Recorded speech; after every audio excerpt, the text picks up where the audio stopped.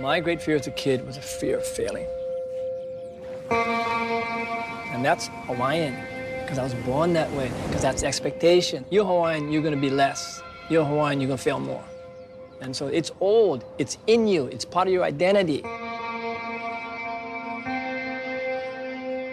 But when I navigate a voyage, I know when the storm comes, and it's gonna take you to the bone. And if the storm keeps coming, you gotta stand up. It's just what you gotta do. And it's this zone where you learn to make fear your best friend. You hold it really close to you, and you open up that door to believing that you can make it.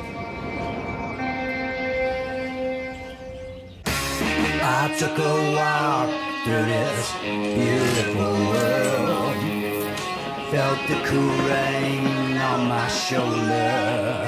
Found something good in this beautiful world. I felt the rain getting colder. Sha-la-la-la-la, sha-la-la-la-la, sha-la-la-la-la, sha-la-la-la-la.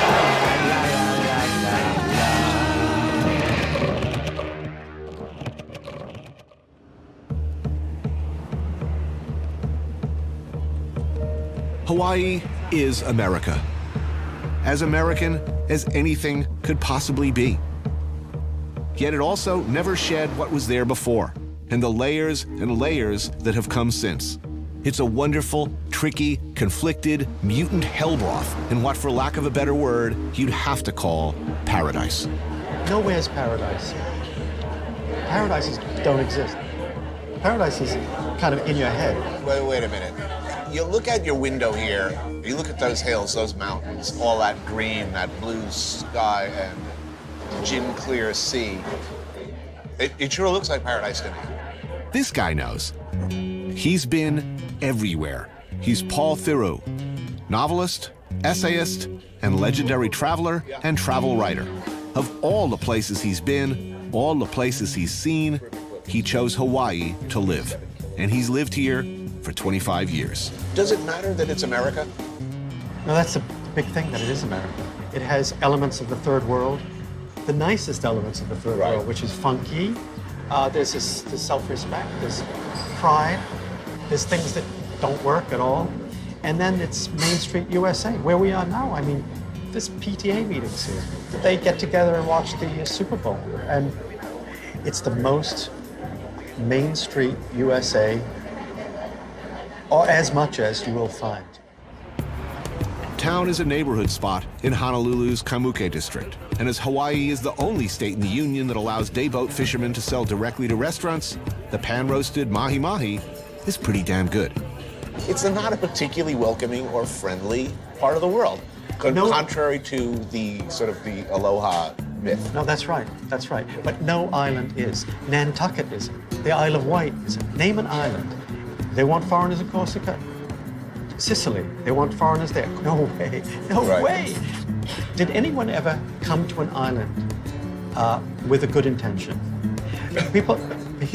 No, never in the history of the world. Best case scenario, bring syphilis. Yeah. Pretty much. Yeah. I mean, at the very least. Captain Cook put his sailors ashore in Ni'ihau, which is just a little bit northwest of here. He was the first haole. And like Magellan, Hawaii killed its first tourist, and the Philippines killed their first tourist. But people who live on islands, who are born on islands, view anyone who comes ashore with suspicion.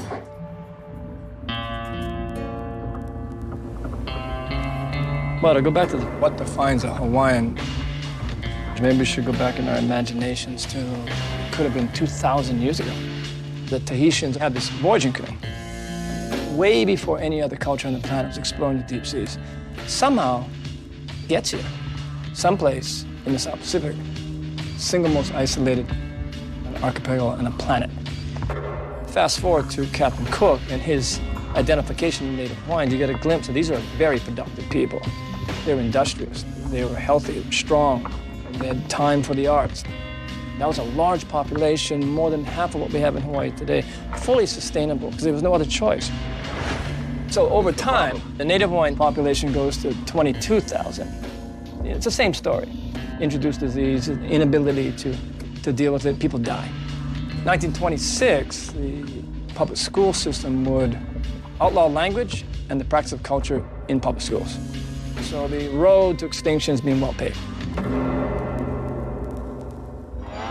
Between Captain Cook's arrival in 1778 and today, disease wiped out most of the population. Missionaries came, a booming sugar and pineapple plantation industry, an influx of immigrants from Japan, Okinawa, China, and the Philippines. There was the overthrow of Queen Liliuokalani and the U.S. takeover of the Hawaiian government. World War II, and finally, statehood.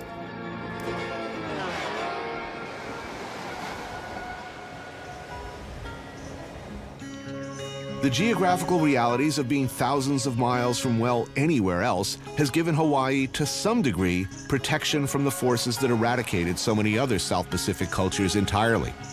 In fact, they've arguably been holding back the inevitable creep better than just about anyone. What Hawaii looks like today depends on which island you're standing on, and to some extent, the reputation of the locals. The Hawaiian Islands are not a monolith. Islands, that's plural, and we are talking 8 very different islands with very different identities. It's been over a century since the waves of immigrants began, and things got all mixed up in the best possible way. There's layers, and a simple question like, who is Hawaiian, gets you all kinds of answers. The neighborhood of Kalihi is a far cry from the Hawaii that most people know. And Ethel's has been a go-to of a very specific kind for the last 40 years. It's a blue-collar town, you know. They all come here. Breakfast, lunch, every day. I'm joined by 2 local chefs. Mark Noguchi of Mission, known by some as the Gooch. He's second-generation Japanese. And Andrew Lay of The Pig and the Lady. He's first-generation Vietnamese-American, or would that be Vietnamese-Hawaiian? As you'll see, it gets complicated. I actually cooked on the East Coast for 3 years, and people would always be like, "Oh, you're from Hawaii, you're Hawaiian," and I was like, "No, I'm a second-generation Japanese." No, but you're from Hawaii, that makes you Hawaiian, and it was like, no. And then what I realized is like, here in Hawaii, we identify ourselves ethnically versus geographically. Like, there's no way that he and I would call ourselves Hawaiian. We get our ass kicked by a Hawaiian. How many generations does it take? I mean, who qualifies as Hawaiian in your view? To me, a Hawaiian is a kanaka maoli, is a native of the land, it's in your blood, you're koko. You come from a lineage of native Hawaiian people. Well, what's your feeling here? I do feel like I'm Hawaiian in a sense, you know, because like my place. But culturally, it's a different story. Well, let me ask you this. You say you're not Hawaiian. No. What's your feeling about Spam? I love So you're Hawaiian? I'm from Hawaii. I'm born and raised, gonna die 808. The owners of Ethel's are a sort of typical Hawaiian mix. Okinawan Ryoko Ishii, a.k.a. Mom, mainland Japanese husband Yoichi, daughter Minaka, who I guess would be Japanese, Okinawan, American / Hawaiian, and son-in-law Robert, who is, of course, Mexican. It's the pig feet. Oh, nice. That's pretty. Oh, wow, look at that. That's the tripe. That's the tripe. That's the tripe. That looks good. Spam and bitter melon. Now we are talking. That's awesome. I just call it local food, you know? But local food just like covers like a wide net. When I look at this table, again, I just see Hawaii. You know, you got Portuguese, Japanese, you got Okinawan, World War II, I don't know, some type of Korean, Japanese, Hawaiian, love child, right? Awesomeness. The food is some bone-deep Hawaiian stuff, my friends, which is to say a delicious mashup of, well, look, take taco rice. It's a dish created in Okinawa to approximate Tex-Mex for homesick American GIs that was then appropriated in a post-ironic way by younger generations of Okinawans and Japanese and has now found its way back to Hawaii. Got that? Going right in there. Wow. Identifying and seeing my best friends who are native Hawaiian helped me to realize the pride of being from Hawaii, understanding the Hawaiian culture, living it, but also being very proud of being Japanese. There's still a movement to a sovereign. There's a very strong sovereignty movement. So if fighting broke out in the streets, which side are you on? I'm getting tear gas. You're getting tear gas. You don't even have to think about that. You But you know what's funny? What I always joke about is like, if like the nation of Hawaii took it back, right, and ousted Uncle Sam, my whole thing, and they was like, no, Hawaii is for Native Hawaiians only now. I'm like, hey, everybody needs a cook. Like, I'm a cook. I have worth.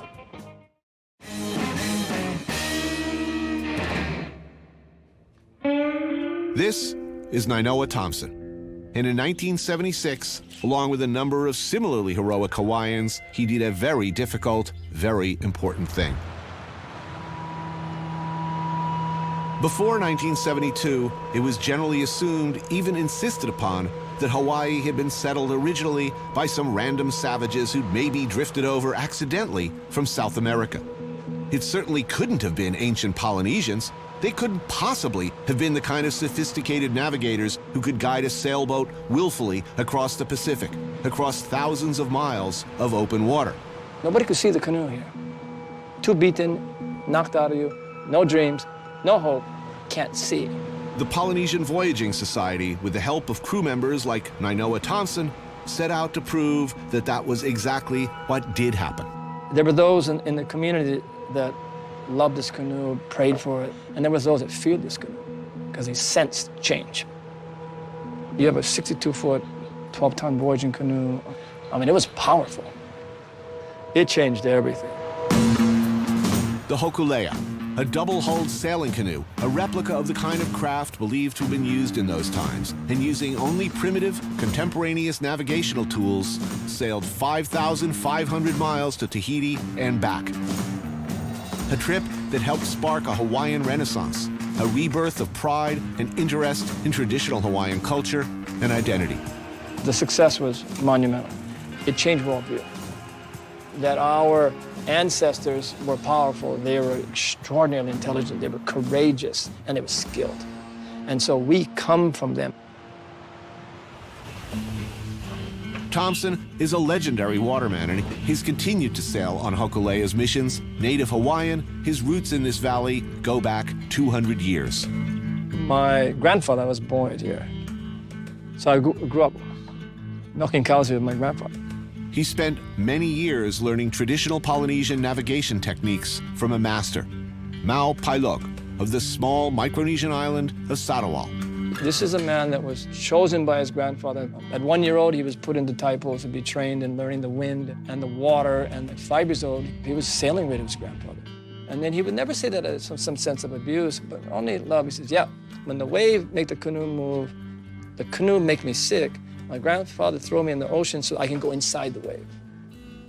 And when I go inside the wave, I become the wave. And when I become the wave, now I'm navigator at 5. So when I approached him, he just said to me, you're too old. You want someone to know everything, send your son to my island. But he said, I'll teach you enough to find the island you seek, but I can't teach you the magic. Why do you think it was important to do such a difficult thing? I mean, it's the same story that you're going to see in... Well, everywhere. Everywhere, in terms of indigenous people. My father's mother, nearly pure Hawaiian, chooses not to teach her children language or culture or genealogy. Where do you come from? Who's your family? What's your link? And that could have been 100 generations. What the voyage did was a reconnection back to feeling wholesome about who you are, is knowing where you come from and who are your ancestors. So Hokulea, when it got to Tahiti, it was their canoe. This wasn't our canoe, it was theirs. Right. And so that it started to ignite this flame, again, symbolic, a bumper sticker, a t-shirt starts to emerge. I'm proud to be Hawaiian. 1987, it becomes the first language. It's mandatory in the schools. Hawaiian culture has to be taught in public schools. Private schools will not have attendance if you don't teach Hawaiian. Right. Now it's Hawaiian identity is into everything. It has to be recognized in everything.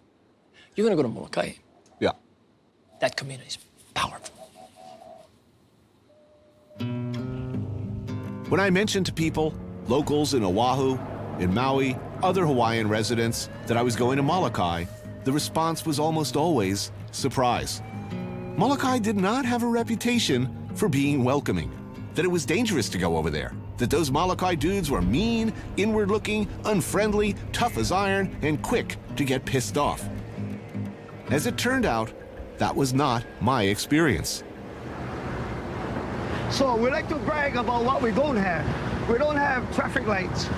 We don't have a building over 3 stories. We don't have traffic. Nice. Walter Naki is a skilled fisherman, and today we're headed out for some octopus. You know Molokai's nickname, right? It's called the Friendly Isle. Yeah, but it's famously not the friendly island. It's supposed to be the most unfriendly island. I mean, that's what everybody says, right? Depends which way you look at it. Traditionally, we're very, very friendly. Now, unfriendly is when you go try to come and fix it, Right. make it better, Right. or try to take something. Right. That's when we become unfriendly. The Molokai people have been protective of what their resources. So we have a lot of our natural resources still intact. Still. Yes, but then there's always other people that want to come. Unsurprisingly, fishing rights is an issue around here. Don't come over here sport fishing the wrong place if you know what's good for you. So Tony, this is basically where we're going to dive, this area. Nice sandy spot. Okay, ready? Go ahead, let go. Okay, we are here, man.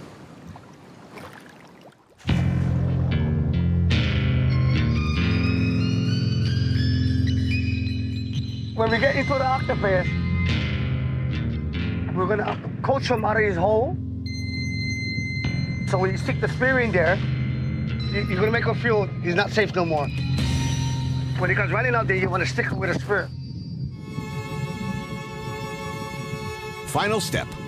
Stun the struggling creature with a sharp blow from a mallet. Or if you want to go old school, bite him right in the brain. In my case, it took repeated crunching to locate the apparently chiclet-sized organ. It's gonna come to you. Take your time. This one died, eventually, as likely by exhaustion as anything else, I suspect. Yo, hero today.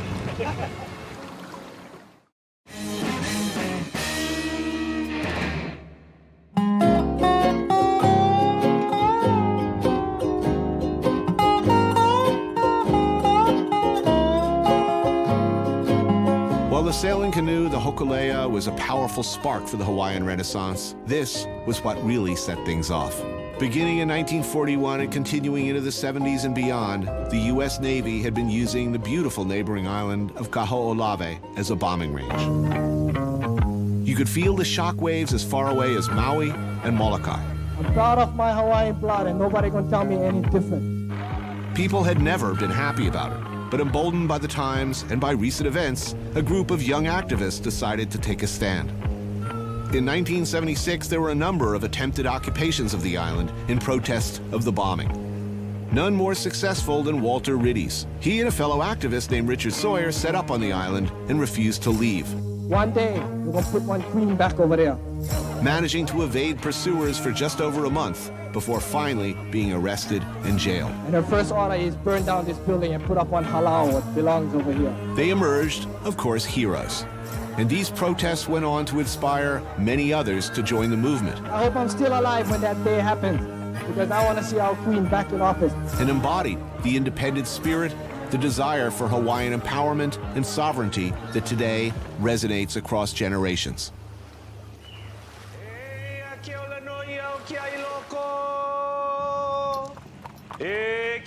Welcome to what is supposedly the most unwelcoming place in Hawaii.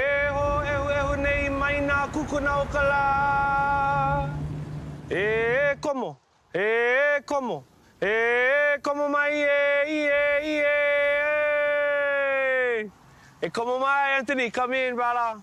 Come into Kavanui. My name is Hano. Thank you so much. Nice to meet Thank you. Please come inside. Hello? Hi. Aloha. This is Keawanui Fish Pond, a shared community space with a sacred history. Hano is the caretaker of the fish pond. He's a local community leader here on Molokai.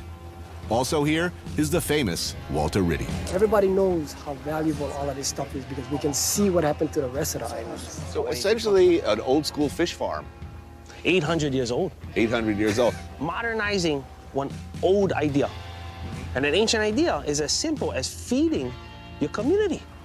And this, the island you're on, this place could feed over 1 million people back in the day. You hear the word again and again on Molokai.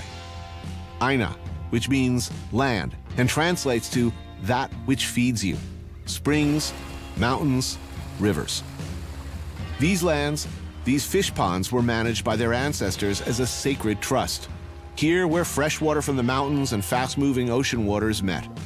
Early, sustainable, clean fish farms. Something in modern times we're still struggling to figure out. Because you heard what people think about us.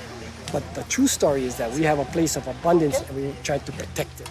We're trying to protect all of these things that we've been able to protect for the last 30 years, and it's getting harder and harder. Every single one of these Hawaiians over here get enough evidence that the state of Hawaii, the Department of Land and Natural Resources have done a terrible job. We're not even looking for blame. We're actually looking for an agreement that from today, Right. we all gonna be pono. We're all gonna be righteous. We're all gonna be good. Our planet is in such bad shape that being environmental, being green is trending. And that's where the Hawaiians have always been. So, who gets to be Hawaiian? This is the question. Who is Hawaiian? Hawaiian is a nationality, bro. You could be Hawaiian. Really? They Come made on. they made us Don't think- ship me now. I gotta they made be. us I have to think be Hawaiian is born our here. blood. Come on. This is a different story. I can give you the best explanation. Because you cannot be our blood. Our blood is Kanaka. You cannot be Kanaka. Hawaiian is our nationality, and you can pledge for be that.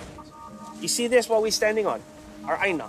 It matters so much that if you love this place and you don't want to develop it, destroy it, abuse it, we're on the same team. Yeah. If you eyeing this place and its resources as a money-making vehicle for yourself, we enemies, right? And it doesn't matter what race, religion, what sex you. If you love this place and you can malama our aina the way we love it and our ancestors loved it, oh, we can be more than friends, but we can be family. I'm gonna aloha you. You know? True law. Beautifully played, man. Wow. That's it. Right on, bro. It's a pretty impressive spread of food for such a supposedly surly group. Slow-roasted pig, grilled calafish, mullet cooked lavalu style. And of course, octopus, known as squid luau. Fresh poi, you gotta have it fresh, believe me, makes all the difference in the world. Freshwater snails called, I believe, hihivai, harvested from streams way up in the mountains. It's a bounty. The bounty. The bounty of our ocean and our mountain. It's a squid, octopus, the one you Oh, that's octopus. Oh, hey, well, You bit its eye. Right there, right there. I recognize you. Wahine ilikea ika poli o Molokai no kaheke hey. Anthony, when somebody steals this, it's easy for us to say, you're stealing our stuff, right? But all of this stuff is dependent on a healthy environment and ecosystem. All right, but then let me ask you, just because I'm a bit of a dick, I have to ask this No, I question. love it. No, I have to ask. Bring it on. I have to ask. All right, so we have like 12 more beers, and I pull out some nice spam masubi. I'm gonna eat them, right? Look at me, I'm gonna eat them. But that doesn't mean it's right, and that doesn't mean that's what I'm gonna feed my children. Our culture made everything we did the best of the best. Hawaiians are the only one that turned taro into poi. You know what I mean? We did everything to the best of the best. So if you're gonna introduce spam to us, we're gonna do them the best. You introduce Christianity to us, we're gonna do them the best. Whatever you introduce to us, Our Christianity is better than yours. I love it.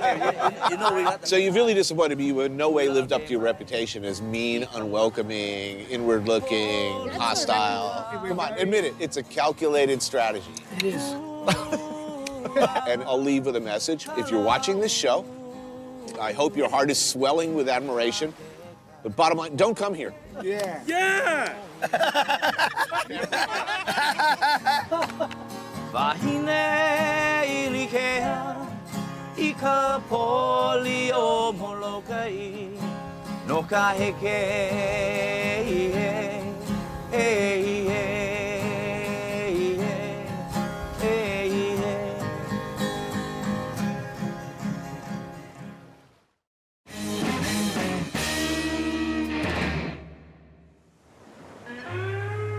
The ocean is all around for thousands of miles. A humbling feeling, knowing at all times that the ground upon which you live and walk and breathe is but a tiny speck in the middle of all this. So in Hawaii, the waterman is an important distinction. It expresses the shared consensus that you are able to handle yourself in the ocean, no matter what it throws at you. It implies that you are capable of almost mythical things, the ability to live in the water, handle its many moods, above or below the surface. Meet Uncle Ross, waterman, a canoe surfing legend and generally accepted ambassador of the aloha spirit. He's offered to share with me a truly ancient Hawaiian space, found only on the face of a crashing wave.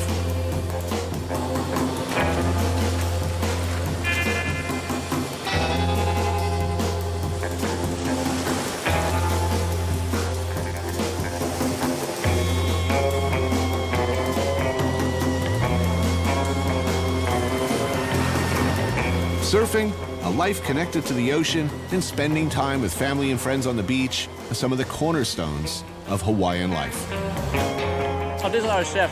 This is Jason. How are you, man? And Tony, that's Keola. Hey, how are you? All right. You good? Yes, sir.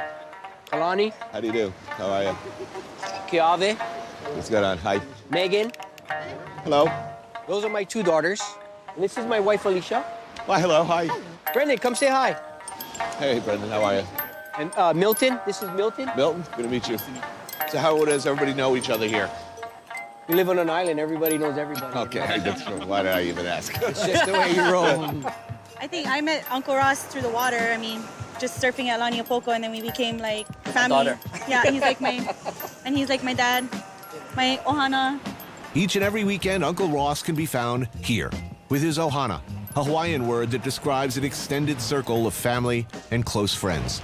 Man, nice that we got lucky today. It's a beautiful day. Beautiful day. Yeah. Even when it's storming, it's nice on the beach. Yeah. Yeah. And we'll stay here until that thing goes down. Hits the horizon. When that sun hits the horizon, that's time to go home.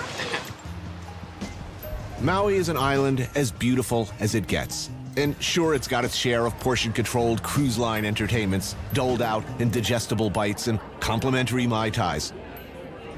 But you'll also find a sort of beloved indigenous institution like Tasty Crust, as local a place as you're likely to find. Daniel Ikika Ito will explain. This is a menu situation, or I can order for you if you trust me. I think we're gonna hook you up with the local flavor, so. Okay, I trust you. Raised on the Big Island, he's a journalist, the first native Hawaiian editor of a major surf publication and founder of the local Contrast magazine. Local culture is very much so trying to point a finger at anybody coming in and go, hey, you're a haole, you don't belong. And therein kind of lies a little conflict you have being a modern day Hawaiian. And I still think that's something that we forget about these days is how educated and how accepting our kupuna, our ancestors were. It was always built on inclusivity, aloha. Aloha is giving without expecting anything in return. You got this Hawaiian culture that was a product of the Polynesians that populated the islands. Then you got this local culture that's a product of the plantation lifestyle. So the Japanese, the Chinese, the Koreans, the Filipinos, the Portuguese. If indeed all history can be explained by what's on your plate, this is a prime example. Behold, bitches, the plate lunch. The most identifiable and essential feature of the plate lunch is this: a big scoop or two of white rice and potato mac salad. There is nothing more Hawaiian. Served alongside a protein like chicken katsu, or this hamburger steak, a burger-like patty drowned in dark, sinister, sticky, shiny gravy. Or furikake ahi, seared ahi with nori and sesame seed. Oh my gosh, that looks beautiful. Oh yeah, that's gonna work. Oh. All right, let's sit this right on top of the rice. Yeah. You want to get some mac salad too on there too. Gotta get that sinister gravy on. Oh, dude, look what we're eating. Okay, they may not be Hawaiian, but they are now. They are fundamentally local. I mean, this food, this most delicious, let's be honest, delicious. This is not healthy eating. And we're kind of paying the price for it right now. And the health of the state, which is terrible. As I take a bite of hamburger and brown but it's, like I said, it's just so good. If you really want to do Hawaii right, you got to give back. And that's a power that Hawaii and the aina still has, is if you show aloha and you give without asking, the aina is going to recognize it and it's going to shower its blessings upon you. So, you think traditional Hawaiian culture and lifestyle has a chance against the modern world? I think so. The beautiful part about my ancestors is they realized there was a limited number of resources where they lived, so they observed nature to the best possible they could to figure out what were the cycles and how do we preserve this resource. Hawaiian culture can teach the whole world something that it needs to know is we all live on an island and we are all part of the same community. Let's all show aloha to the aina and let's show aloha to everybody else as well.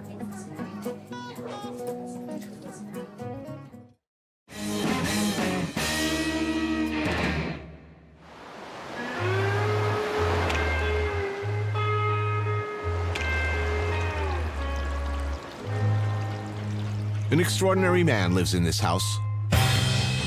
Shep Gordon, longtime resident on Maui, legendary talent manager. Maybe you know some of the people whose careers he's looked after. Alice Cooper, Teddy Pendergrass, Luther Vandross, Blondie, Pink Floyd. He was years ahead of the chef explosion, shepherding Emerald through his early career. He's produced films, worked alongside great French chefs like Roger Verger, become close to His Holiness the Dalai Lama, basically done everything with everybody in every place. I first got here 40 years ago. I put one foot on the island. I knew I was living here the rest of my life. You ever look out there and it's wallpaper? Never, ever. I say it out loud every day. My first words in the morning are, thank you, thank you, thank you, thank you, thank you, every day.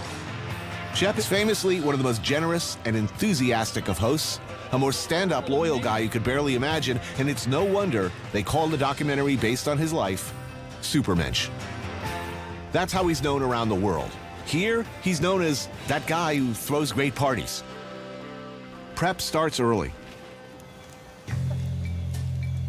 With Shep's friend Julio, a Maui born and bred rancher, with help from local chef Sheldon Simeon. Middle of the night, and a traditional imu is done, filled with lava rocks. The fire allowed to burn down to coals before the pig, wrapped in a combination of banana leaves and tea leaves, is dropped in. Okay, you guys ready for the unveiling? Here we go. All right. 12 hours later, you dig them up and, well, it's party time. So what you've been saying is you've been drinking steadily since 5 o'clock this morning. It didn't come out of my mouth. Okay. Behold the magnificence. Okay, take this side off. It's a very important part of your childhood. Dun, dun, dun, dun, dun. Wow, look at that. You just lift those bones out by hand. Yep. Right? Chef, you ready? Take the rock. Oh, you just dump them into a bucket? Awesome. Wow. Wow, that's pretty much the way I want to end up. Just be able to pour me right into a pot. There's lots to do, and everyone pitches in to help. It's an extended all-day affair of prepping, chopping, dicing, slicing, mixing. And of course, there's some sampling along the way, like this wild pig sausage that someone was nice enough to stop by with. Sheldon works up a potato mac salad. Am I gonna do it? One more time. Okay, hit you one more time. Julio carves up some unicorn fish, which he caught himself earlier in the day. Chef Mark Tarbell stuffs a couple of fresh red snappers before throwing them in the oven. There's poi pounded fresh out back. And somewhere, pig's foot soup is happily bubbling away. Here, Charlie, chili pepper water. Chili pepper water. Wait a minute, why do I want to do this? There's chili pepper water, used for dipping or taken as an auxiliary shot for regularity or boner medicine or whatever. Oh yeah, there's also Spam noodles. There is no party without Spam. By dinner time, the beer, wine, and festive beverages have been flowing for hours. Also, moods have been adjusted in a completely natural way, indigenous to the islands, of course. How about Julio and the pigs? Yes. Oh, man. I've cooked a lot of pigs. I ain't never seen one poured into a pot neatly. That's what I love. This is what we do in the islands. That's what it's all about. Yeah. And always bring the ohana, bring the family, bring the kids. You know, you rarely ever see a party where there aren't kids. Ohana means family. Extended family. Extended family. Yeah, like you're now ohana to everybody here. Yeah. Ohana means if you're gonna be a family, we can borrow money from you. And as happens, I've come to find out, things end up in the most natural, just kind of happens way. Song and some dancing.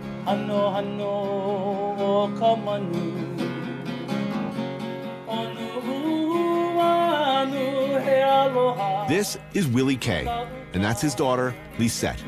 And it's pretty damn captivating.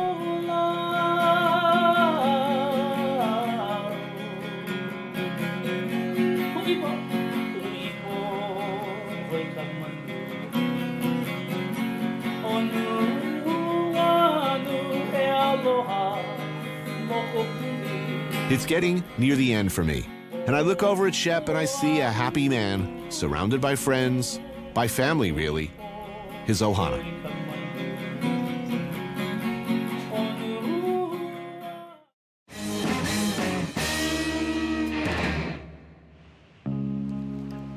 To be Hawaiian, to me, it needs to be some kind of sense of connection to place and some sense of responsibility for it. It should be about being honest to place and being honest to what you love and be honest to what you value. Is a road that's constantly trying to be more and more informed. I don't even know sometimes how to be fully honest because I don't know enough. What I love about the oceans, that's my path. That I go on the oceans to seek that sense of truth.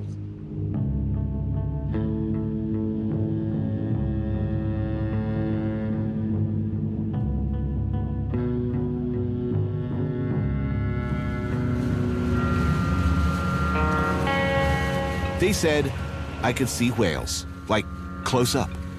And I had reasons for optimism. All week I've been staring out to sea, watching humpback whales leaping out of the ocean, spouting and frolicking. So are things compared to other parts of the world, our conservation efforts as far as marine mammals in general, but whales in particular, going well? Is this so? That's the one thing on the planet that is. They're talking about taking humpbacks off the endangered species list, but it's good to hear that they've recovered, but then it may make it easy to add to the whaling list again. It's mating season in Hawaii for the nearly 10,000 humpback whales that migrate down from southeast Alaska each year. Dr. Joe Mobley of the University of Hawaii has dedicated his career to studying these whales. Yeah, I guess the song is supposed to be like the most complex display in the animal kingdom. When you're close to a singer, you can actually feel it through your whole body. It's like 185 dB, really loud. Wow.